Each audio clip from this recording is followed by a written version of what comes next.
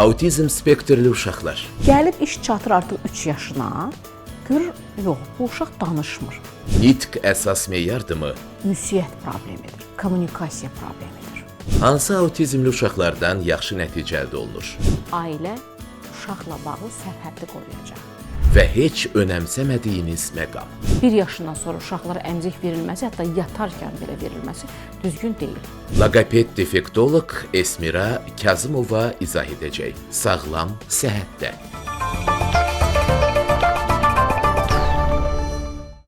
Salam, hər vaxtınız xeyir, əziz və dəyərli tamaşaçılar. Hər birinizi Sağlam Səhət verilişində yenidən xoş gördük. Və qonağımız logoped defektoloq Esmira Kazımovadır. Xoş gəlibsiniz Esmira xanım.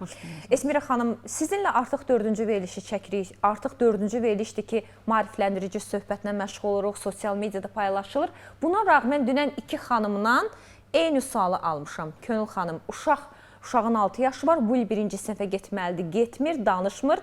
Mənə bildirçin əti lazımdır, hardan tapa bilərəm. İkinci bir xanım isə autizmlə bağlı yazmışdı ki, uşağın artıq 11 yaşı var, danışmır. Bundan sonra hansısa logoped uşağıma kömək edə bilərmi? Elə bugün sizinlə söhbətimiz autizm spektrli uşaqlar və bu uşaqlara bir logoped olaraq necə dəstək ola bilərsiniz? Bununla bağlı suallarım olacaqdır. Öncə bu sualla başlayayım Esmira xanım. Mənə sırf autizm spektrlə bağlı yazan valideynlərin əksəriyyəti danışmaq problemini də mütləq qeyd edir.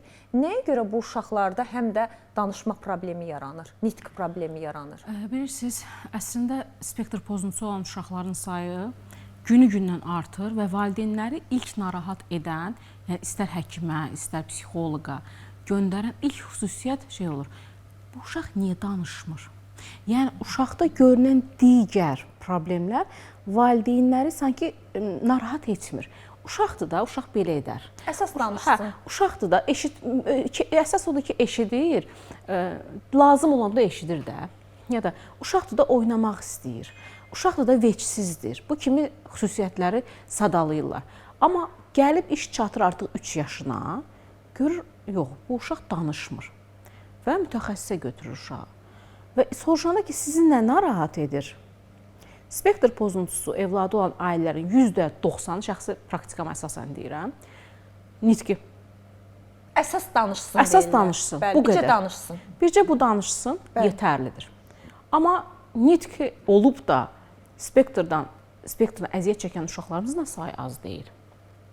Çünki nitq spektr pozuntusu olan uşaqlar üçün bir meyar deyil. Əsas meyar deyil. Çünki orada əsas meyar ünsiyyət problemidir, kommunikasiya problemidir. Adına reaksiya verməmək problemidir və təsəvvür, təxəyyül problemidir. Çox spektr pozuntusu uşaqlar tanıyıram ki, çox gözəl nitqləri var. Lakin o nitqi ünsiyyət üçün istifadə etmir. Rabitəli nitqə keçid edə bilmir. Bəlkə də 1000-dən, 2000-dən çox söz ehtiyatı var o uşağın. Sayırlar, 100-ə qədər sayır. Amma lüğət üçün, yəni nitq üçün istifadə etmirlər. Bax, bu ünsiyyət problemidir, kommunikasiya problemidir. Hər bir valideyn başa düşməlidir ki, tək nitq bu uşaqlar üçün meyar deyil. Çox maraqlıdır, doktor, deyək ki, uşağın artıq 3 yaşı var, 4 yaşı var və danışmır.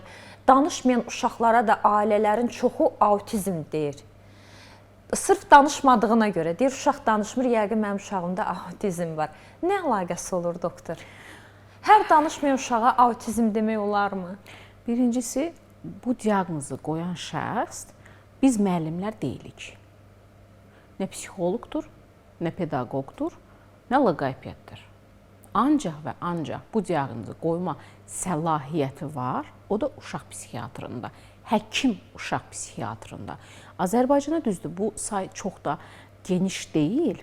Çünki bu uşaqlarla işləmək, diaqnozu qoymaq heç də asan deyil. Amma bu diaqnoz maksimum 3 yaşında təsdiqlənir və o demək deyil ki, 3 yaşına qədər oturub gözləmək lazımdır. 3 yaşına qədərsə biz onu riskli qrupa deyirik. Hətta bu diaqnozu mütəxəssislər 7-8 ayından belə uşaqlarda hiss edə bilirlər.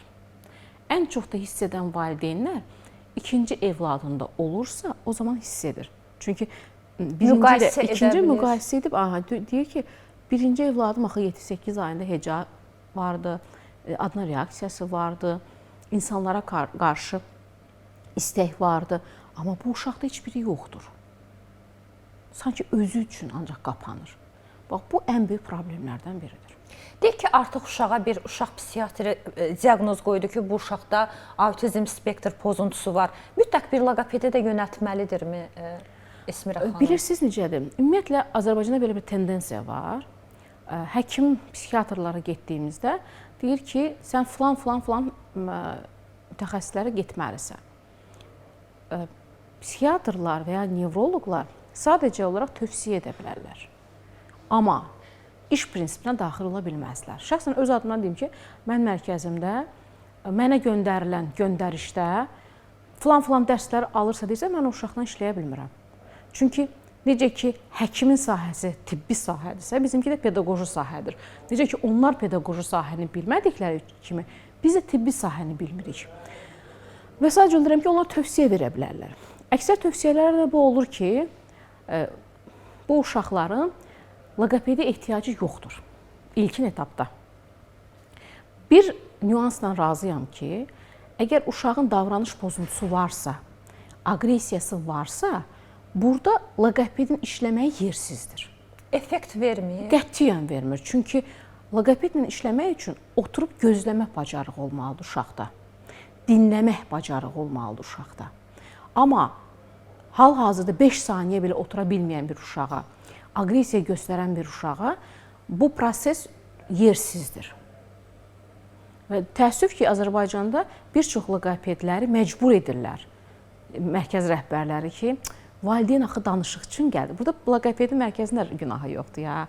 Valideyn gəldi ki, mənə ancaq loqoped lazımdır. Bəli, elə də olur. Mənim uşağım danışsa düzələcək. Hər şey danışmağa bağlı. Bəli, sanki. hər şey nitqə bağlayır. Spektr pozuntusunda isə nitq axırıncıdır. Düşünün bir piramida. Uşağın inkişafında bir piramidanın başında nitq durur. Amma bunu məcbur edən bir çox mərkəz rəhbərlərinə məcbur edən valideynlər olur ki, müəllimə siz bilmirsiniz. Bu uşaq hər şeyi bilir. Məsələn, atanın telefonu anaya verməz. Yəni və yaxud da ki, telefonu veririk, istədiyini açıb baxır. Bu meyar deyil. Bu əqli inkişafı, intellektin meyarı deyil. Bəs hansı mərhələdə autizmli uşaqları qəbul edirsiniz Esmira xanım? Ümumiyyətlə, AŞA deyirik biz ona, Ümumdünya Amerikanın Loqopedlər Birliyi var ki, onun çıxartdığı protokolla, halbuki bütün dünya o protokol əsasında işləyir. Erkən əgər ki, bu uşağın dinləmə və davranış pozuntusu yoxdursa, artıq loqopedik müdaxilə vacibdir. Hətta o protokolda xüsusilə vurğulanıb ki, erkən müdaxilədə anlama və qavramanı işləmək məhz loqopedin vəzifəsidir. 2019-cu ildə də Ümumdünya Loqopedlər protokolda çıxdı Rusiyada. Orada da xüsusilə vurğulandı. Hətta bununla bağlı araşdırmalar da göstərdi ki, 2-3 yaş arası əgər uşaqda davranış pozuntusu yoxdursa və əsas aqressiya yoxdursa, loqoped burada mütləq işləyə bilər. Və ilkin başlayacağı nüans, məqam müraciəti anlama və qavrama üzərində olmalıdır. Loqoped deyəndə nəsə Azərbaycanı ancaq danışdırmaq başa düşürlər. Bəli. Səs qoysun, söz qoysun, cümlə işləsin, xeyr. İlkin mərhələdə loqopedin işi odur. Anlama, qavrama üzərində işləməlidir ki, çünki biz başa düşmədiyimiz dildə danışa bilmərik. Özünüzü təsəvvür edin ki, sən İngiltərəyə getmirsən, İngiliscə başa düşmürsən. Sən necə ona cavab verəcəksən? Əvvəlcə anlamalısan, o lüğəti toplamalısan, sonra ona cavab verməlisən. Ondan sonra artıq anlama qavrama zaten gəldikdən sonra spektr pozuntusu olan uşaqların nitqin inkişafı artıq göz önündə olur. Onlara hər hansı bir qeyri-adi masajdır, qəribə bir şeylər bəzən deyirlər. Deyirəm ki, ümumiyyətlə loqopedik masajla uşaq danışmaz. Spektr da heç danışmaz. Boş yerə vaxt. Loqopedik masaj biz o vaxt edirik ki, uşaq artıq danışmağı istəyir, artıq reaksiya verir. Mən A deyirəm, ən azından bir səs çıxardır. Mən deyirəm ona, ana deyir, aha, n yoxdur. Və yaxud da ki, uzun hecaları deməkdə əziyyət çəkir. Bu zaman bəli, loqopedik masaj eləyirsən, və uşaqda effekti görürsən. Yoxsa yersiz yerə mənasız bir şeydir. Bəs Esmira xanım, hansı autizmli uşaqlarda daha yaxşı nəticə ala bilirsiniz? Və ailənin nə qədər burada payı var? Çünki bəzən üzr istəyirəm, loqopedə aparırlar, ailə düşünür ki, apardım da mütəxəssisdir. Nə edirsə o etsin. Bəzi ailələr deyir ki, mən erkən müdaxilə aparmışam, effekt yoxdur. Və yaxud da ki, mən hər gün məşğələlərə aparmışam, Esmami, yenə effekt yoxdur. Mən buradan uşağımı tutub Amerikaya aparmışam məşğələlərə, yenə effekt yoxdur. Türkiyədə ən tanınmış psixiatrda müalicə alıram hal-hazırda, yenə effekt yoxdur. Heç vaxt effekt olmayacaq. O vaxta qədər ki, ailə uşaqla bağlı sərhəddi qoruyacaq. Bu sərhəd hardan başlayır, harda Sərhəd bitir? valideyndən başlayır. Çünki elə yox deyirlər ki, uşağa həyə oxşuyur. Konkret o ailəni uşaq idarə edir. Yazıqdır, ağlamasın. Yazıqdır, özü geyinməsin. Xəstə uşaqdır deyirlər. Yazıqdır, özü yeməsin. Yazıqdır, onun istədiyi olmalıdır. Və yaxud da ki, məşğələyə başlayıb. Bir də üzr istəyirəm, danışmayan uşaqlara deyib də xəstə uşaq kimi baxırlar. Təəssüf. Xəstə də deyirlər, xəstə uşaq. Təəssüf. Baxın, mən həmişə deyirəm, bir də görürsünüz ki, həftədə 3 dəfə valideyn gəlir, uşağı mərkəzə gətirir də. Qalan vaxtda Esmira xanım, mənə tapşırığı verin, nə etməliyəmsə mənə sadalayın, mən edəcəm. Amma bir də görürsən ki, valideyn gəlir, deyir, 6 gün tamam mənim, 6 gün gündə 3 saat gətirirəm uşağı. Uşağı bizdə nə məşğələ görürsə, aparır evə. Yenə uşağın əlində telefon, televizor, yenə abur-cubur və yenə antisosial bir həyat. Yəni, çölə aparım, uşaqlarla oynadım, utanır. Burada uşaq inkişaf etməz. Mən valideyn tanıyıram. Uşaq mərkəzə gələndə valideynə deyirsən ki, baxın, evinizdə bir şeytan varsa, o da evdə televizordur, telefondur, onu kəsin. Birinci, istənilən spektr pozuntusu olan uşaq gələndə valideynlər deyir ki, birinci işiniz o, kəsin onu. İkincisi isə uşaqla çox ünsiyyətli olur. Esmira xanım, bu bütün danışmayan uşaqlara aiddir. Bəli. İkincisi ünsiyyətli olun uşaqlar. İcazə verin uşaq fikrini ifadə etsin sizə mimika ilə. Heç olmasa danışmasa belə mimika ilə, jestlə. Heç olmasa belə desin suya sənə. Həmən onun istədiyini vermə. Üçüncüsü isə o abur-cuburlardan uşağı biraz uzaqlaşdır.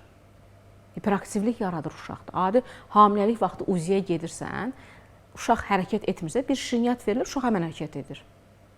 İstənilən uzistdən sorsanız, bu qanundur. Bir balaca şokolad verirsən, uşaq həmən başlayır hərəkət etməyə. Bir balaca şokoladla. İndi görün, bu böyük uşaqda nə reaksiya verə bilər. Tamam, valideyn gəlir. Mən ancaq yemək yeyəndə verirəm. O gün uşaq gəlib, 3 yaş 6 aylıqda hələ də əmzikdədir. Niyə? Yazıqdır.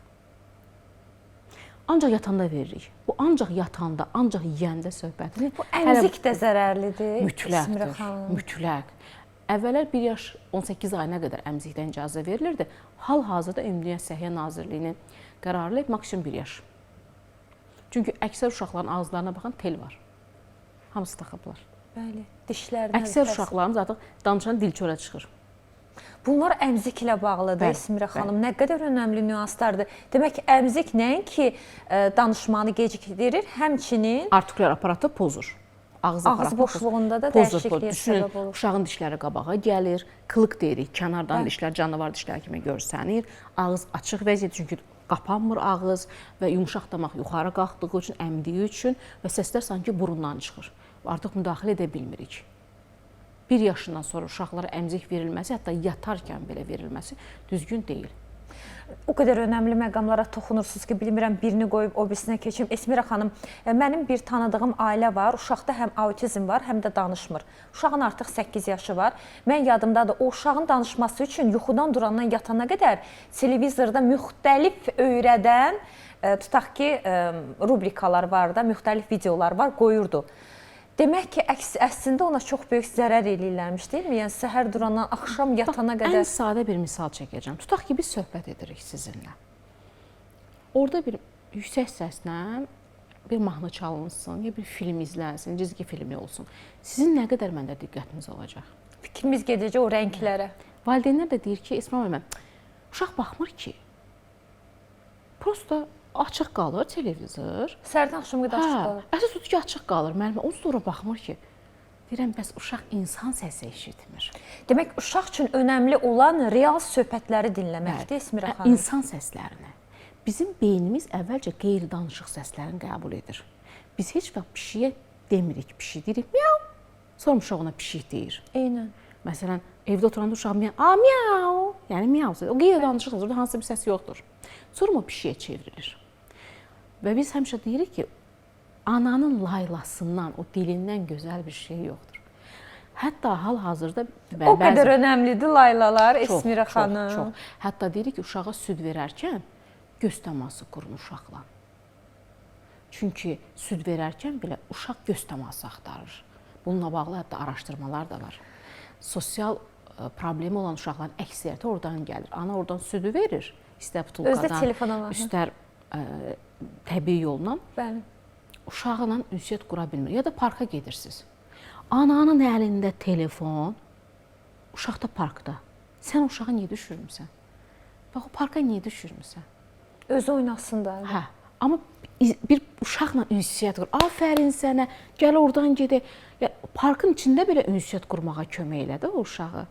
Bir izlə. O qədər oğurlanan uşaqlarımız var ki, ananın telefon, atanın telefona baxmaqla istifadə edən. O qədər var ki, bəs o uşaqla, yəni mən məsələn şəxsən həyətə düşəndə heç vaxt telefon istifadə götürmürəm. Heç vaxt. Esmira xanım, ona görə nənəli babalı uşaqlar tez danışırlar. Çünki nənə danışdırır babadan. İndi yox. İndiki nənələr. İndiki o da köhnə nənələrə. Ancaq Müge Anlı və sair belə filmlərdədir. Mən bir dənə mövzunu danışacağam. Oğlum bir gün qalmışdı, yəni evladımla bağlı olaraq, ikinci ilə bağlı olaraq nənələrinin yanında qalmışdı. Üstündən bir 2 ay sonra görüşdük, çünki mən sonra Türkiyədə yaşayırdım. Nəysə, onda bir film, serial gedirdi. Açdım, baxam. Oğlum qayıtıyor, hə, ana, filanı vurdular, hə. Dedim, bura sən hardan bilirsən? Nənəsi baxır. Nənə ilə baxırdıq. Nənə bir yerdə baxırlar. Yəni, indi mən nadirən nənələr görərəm ki, uşağa nağıl danışsın. Hətta, dünən olan bir söhbəti deyəcəm. Uşağa, valideynə dedim ki, telefon, televizoru kəsin də. Dedi ki, Esma müəllimə, mənim evdə qaynanam, qaynatam var. Uşaq telefon, televizora baxmayanda sakit durmur, yəni evi dağıda səs-küy edir. Qaynanam, qaynatam məcbur edir ki, uşağa telefon, televizor verim. Bir də bu sualı mütləq sizə vermək istəyirəm. İndi modern bəzi ailələr var, laylar çalmırlar, özlərinə yaraşdırmırlar. Neyirlər? Deyir, biz Beethovenin mahnılarını qoyuruq, musiqi qulaq asırlar. Amma demək ki, laylanın əvəzini vermir, deyilmi? Laylədə çünki istər-istəməz uşağa orada da sözlər deyirik, onun adını orada çəkirik. Hər ananın dediyi bir laylay var, özümüzdən cümlələr artırırıq. Demək ki, heç də Beethovenin simfoniyaları bizim laylalarımıza çatanmaz. Klassika həmişə klassikadır. Amma danışıq baxımından da danışıq baxımından ananın səsi. Məsələn, uşağı anası çağırır, baxmır. Niyə? Uşaq dünyaya gələndən ancaq elə, halbuki autizm spektr pozuntusu deyil, ləngimədir. Çünki uşaq dünyaya gələndən ancaq telefon, televizorla böyüyür. Yəni, uşaqda heç bir problem olmamış olsa belə, valideyn onunla az ünsiyyətdə olursa, yaxud heç olmursa, bu da nitq ləngiməsinə səbəb olur, Esmira xanım. Hal-hazırda 31 uşaqdan biri spektr pozuntusuna əziyyət çəkir, hər dünyaya gələn. Halbuki 1970-ci ildə bu statistika 10.000 uşaqdan biri idi. Demək, valideynlərin də payı var. Əslində spektr pozuntusunda, belə deyək də, valideynlərin payı qloballaşdırmaqdadır. Çünki spektr pozuntusu elə bir diaqnozdur ki, yaranma səbəbi tam bəlli deyil. Sadəcə olaraq valideynlərin görməzdən gəlməyi var olan problemi daha çox qloballaşdırır, daha çox problemə çevirir. Və o artıq uşaqla biz məcbur qalırıq əvvəlcə o problemi həll edək. Bax, bu bizim ən böyük problemimizdir. Hətta bu nə dərəcədə bir problemdirsə, Trump avqustun 26-sı bununla bağlı çıxışı oldu. Çıxışı oldu. Düşünün, onu belə narahat edir, təsəvvür edir. Trumpın hər işi qurtarmışdı, bu boyda Nobel mükafatı almaq istəyən bir adam, ona vuruşur. Çox paylaşıldı onun. Bunu düşünün, bunu hətta Amerika Səhiyyə Nazirliyinə belə sual verdi ki, niyə bu qədər artır? Səbəb nədir? Amerikada da artan bir statistikadır. Çünki Amerikada deyir ki, artıq mənim üçün lazımı olan normativ insanlar yoxdur. 31 hər dünyaya gələn 31 uşaqdan birinin spektr pozuntusu olması nə deməkdir? Və bu artan statistikadır. Bəli. Çox maraqlıdır Esmira xanım. Ölkəmizdə bu sahə üzrə hansı işlər görülür? Videoroliklər. Yetərlidirmi videoroliklər? Yetərli deyil. Çünki spektr pozuntusu ilə bağlı Azərbaycanda dövlət tərəfindən hər hansı bir diaqnostik mərkəz yoxdur. Sırf orada. İkincisi, bununla bağlı xaricə göndərilmiş mütəxəssislər yoxdur. Ki, məsələn, dövlət maliyyələşdirsin ki, məsələn, bizdə diaqnostika 2 dəqiqədə, 5 dəqiqə, 10 dəqiqə olur. Qiymətlər də mən sizə deyim, 180 manatdan başlayır, 150 manatdan başlayır. Yetərli deyil o müddət, Esmira xanım? Yox, 5 dəqiqədən sonra da spektr qoymaq olar ki. Məsələn, mən 2017-ci, 15-ci ildə Gürcüstanda oldum və Gürcüstanda bir psixiatri klinikada staj keçdim. Orada soruşdum ki, necə aparırsınız? Mənə təmiz göstərdilər. Çox gözəl bir reabilitasiya mərkəzi idi. Sadəcə diaqnostika bir həftə eləyirlər. Uşaq ana ilə bərabər bir həftə orada qalır. Hər gün psixiatr, nevroloq, pediatr, loqoped, psixoloq ora daxil olur. Bir həftə içərisində izləmə olur. Dərslər keçirilir, izlənilir və bir həftənin sonunda valideynə məlumat verilir ki, bu uşaq spektr pozuntusudur və yaxud da spektr pozuntusu deyil, riskli qrupdadır və yaxud da ki, ləngimədir. Yanlış diaqnozlar olurmu o zaman? Çox. 5 dəqiqəyə? Çox.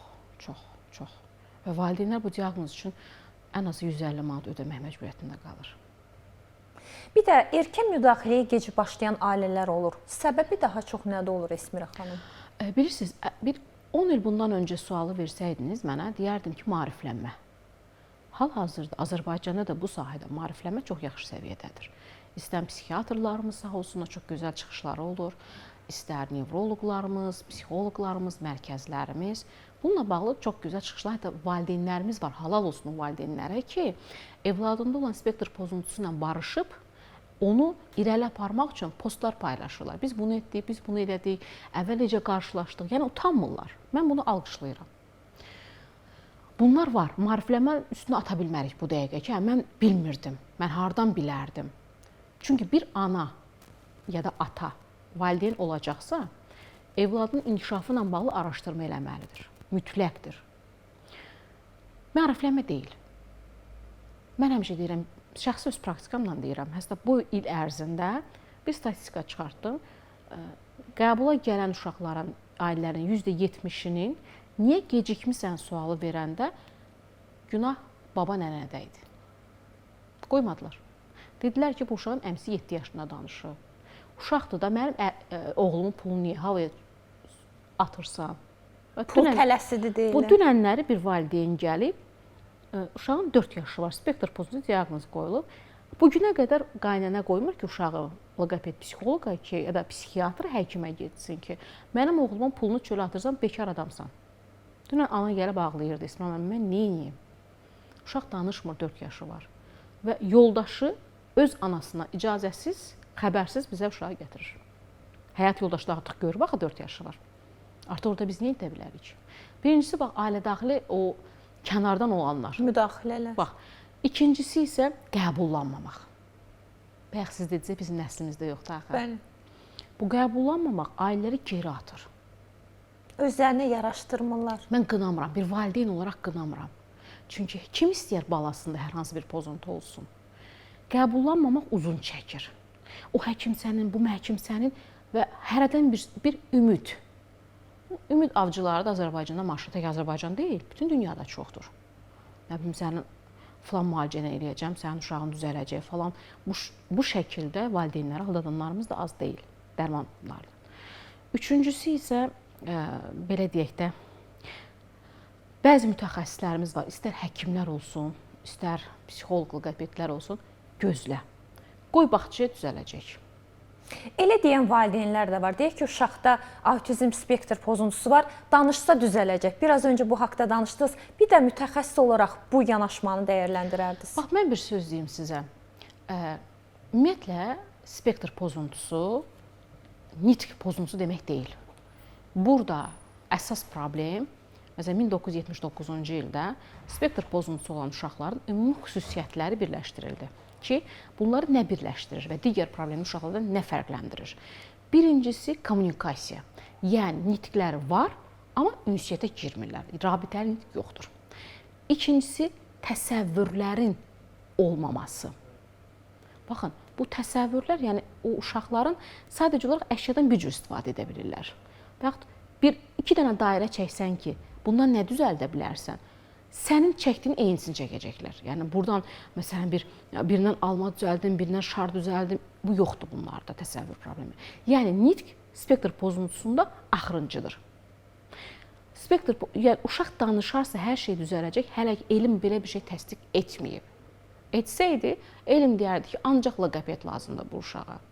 Bu uşağa kompleks yanaşmaq lazımdır və ən böyük yanlış da odur ki, valideyn deyir ki, danışsa düzələr. Çünki dili anlamayan uşaq danışmaz. Deyiləni anlamayan uşaq danışmaz. Yəni bu sadəcə mexaniki bir iş deyil. Bəli. Çünki bir çox ailələrimiz var ki, uşaq 200-300 sözü var. Digər cümlə qura bilmir. Şeir əzbərləyənlər olur. Digər cümlə qura bilmir və əksəriyyətində proqramlaşdırılmış nitq olur. Yəni uşaq əzbərləmiş olur. Nə istədir? Mənə su ver. Bu qədər. Bizə də bəzi valideynlər yazır ki, uşaq 1-dən 100-ə qədər çaşmadan sayır. Amma 2 deyirəm, 2-ni başa düşmür nədir ki? Amma sayır. Məsələn, spektr pozuntusu olan uşaqlarda ən çox rast gəlinən pozuntulardan biri də hiperdisleksiyadır və valideynlər bunu fəxrlə dilə gətirirlər. Çünki qınamıram, əslində burada bir xoş bir şey var. Məsələn, uşağın 2 yaşı var, 3 yaşı var, 4 yaşı var, sərbəst şəkildə yazır, oxuyur. Və yaxud da ki, riyazi bacarıqları var, amma əzbərdir. Məsələn, valideyn deyir ki, mənim uşağım sən denən cümləni, o da yazacaq. Tamam, 4 yaşında uşaq gəlmişdi. Mən cümləni dedim, olduğu kimi yazdım. Cümlədə bundan ibarət idi ki, qapını ört. Uşaq yazdı, qapını ört. İndi dedim, ged elə. Uşaq mənə deyir, qapını ört. Yazdığını dedim, elə, icra et. Yox, mən onu başa düşməz axı. Əgər dedim, bir insan yazdığının mənasını anlamırsa, demək mexanikidir. Görmə yaddaşından istifadə edilir. Çünki spektr pozuntu olan uşaqların əksəriyyəti bir analizatordan istifadə edir. Məsələn, sadə bir misal çəkəcəm.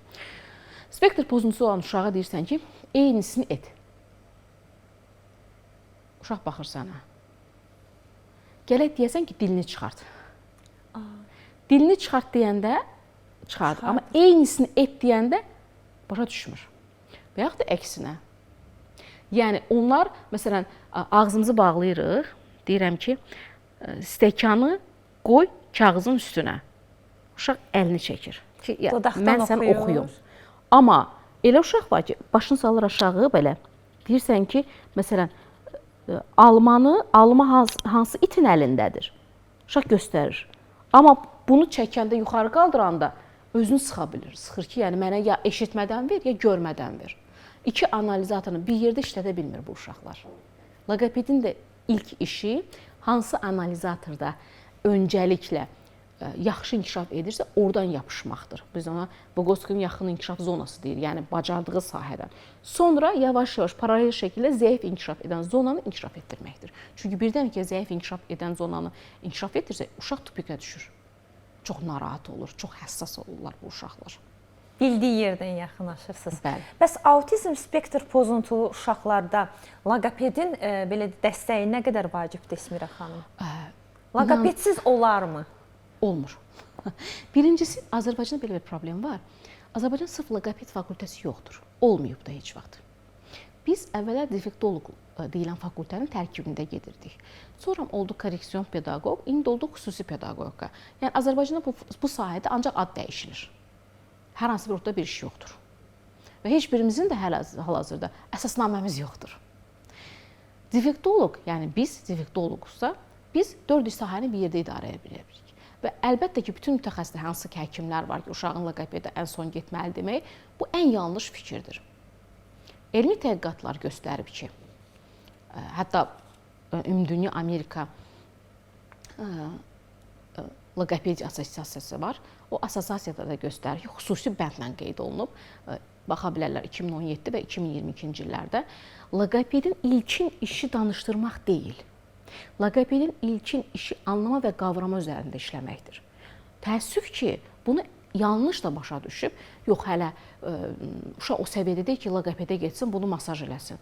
Loqopedin işi masaj deyil, sonrakı prosesdir. Və əgər erkən müdaxilədə loqoped uşaqla işləmirsə, birinci uşağın anlama qavramasının yerinə robotik anlama qavrama gəlir. İkincisi isə apraksiya deyilən nit pozuntusu yaranır. Apraksiya nə deməkdir? Məsələn, deyirsən ki, uşağa belə elə. Uşaq belə bax. Bilir ki, yuxarıdadır, amma hardadır bilmir, amma anlayır. Və apraksiya da gətirib çıxardır uşaqların əksər spektr pozuntusu olan uşaqlar robotik danışır. Oldu, mən, gəl, sən. Yəni orada vokal yoxdur, ritm yoxdur. Ona görə də biz deyirik ki, bunu dəyişmək mümkündür. Əgər erkən müdaxilədə loqoped düzgün işini görərsə, bəli, olur.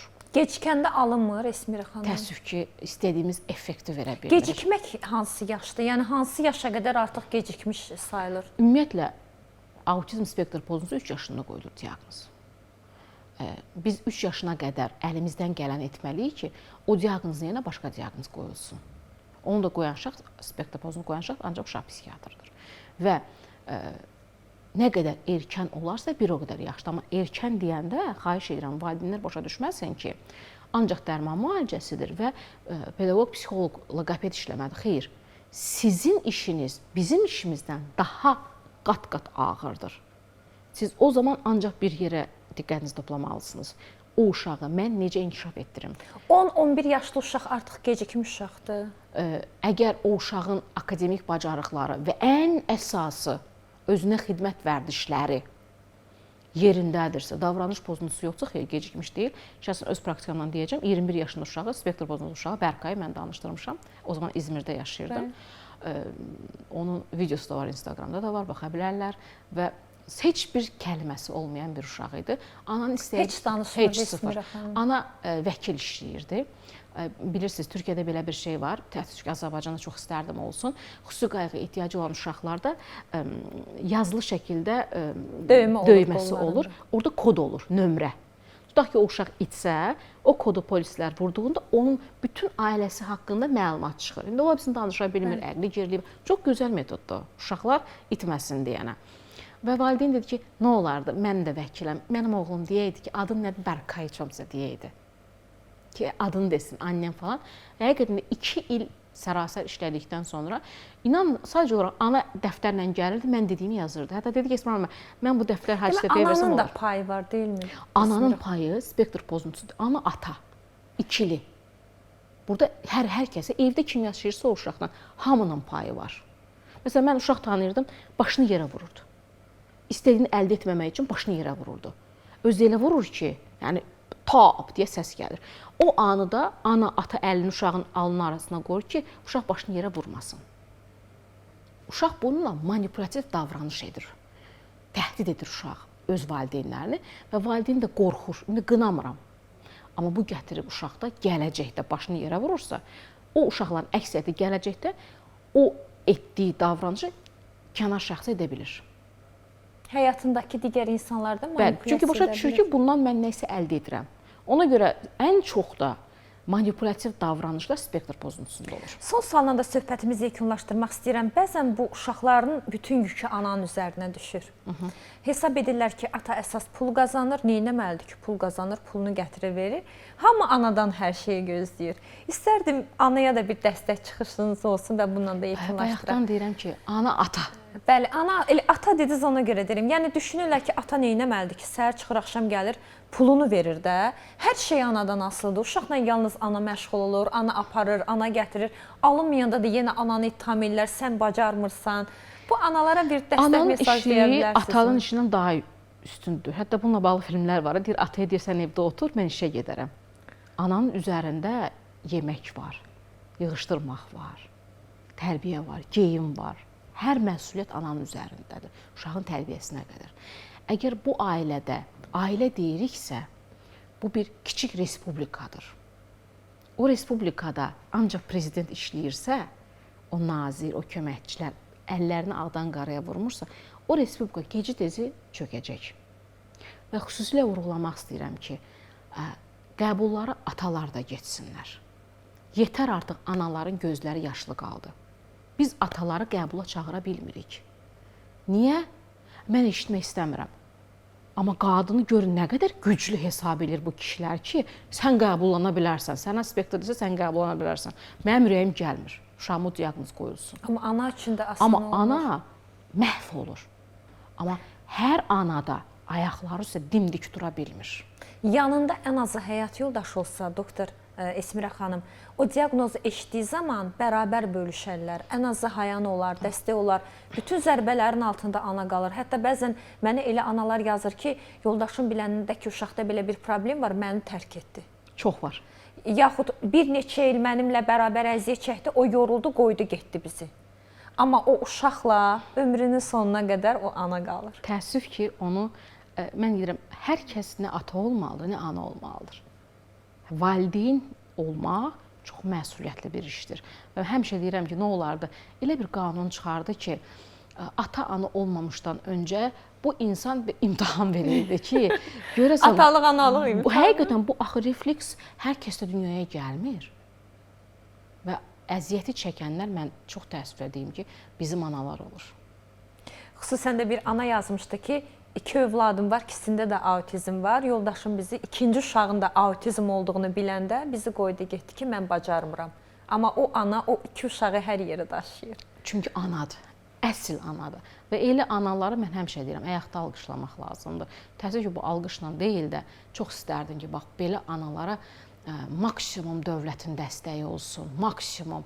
İstər bu uşaqlar üçün bağçalar açılsın, diaqnostik yerlər açılsın. Heç olmasa avtobus pullarını belə özləri verməsinlər. Çünki apar gətir çox çətin axı məsələdir bunlarda. Yəni o vergilərdə məsələn bütün dünyada xüsusi qayğı ehtiyacı olan uşağa kimsə baxırsa, hətta aldığı maşında belə vergini vermir. Məsələn Türkiyəyə baxın. Maşın alırsa o uşağın anası, o maşına görə vergi vermir. Elektrik suyunda belə vergidə faizi azdır ki, niyə? Çünki deyir ki, sən onsuz da o uşağa baxırsan, baxa bilməsən, mən dövlətə qalacaq o uşaq. Məndə isə 2 qat xərci çıxacaq, çünki mən hər şey təmin etməliyəm. Amma bax, bu olsa da çox gözəl olur, amma çox istərdim, Məhəmməd Peyğəmbərin bir hədisi var, özünə rəva bilmədiyini başqasına rəva bilmə. Nə olar ki, burada da dövlətin dəstəyi çox istərdim bu ailələrə olsun. Amma yenə deyirəm, araşdırılmış, öyrədilmiş sözdə deyil. Esmira xanım, sırf bu sahə ilə bağlı hansı nailiyyətləriniz var? Azərbaycanda 2011-ci ildə ilk autizm defektoloji psixoloji yardım mərkəzi ictimai birliyinin sədri oldum, ilk açanlardan oldum.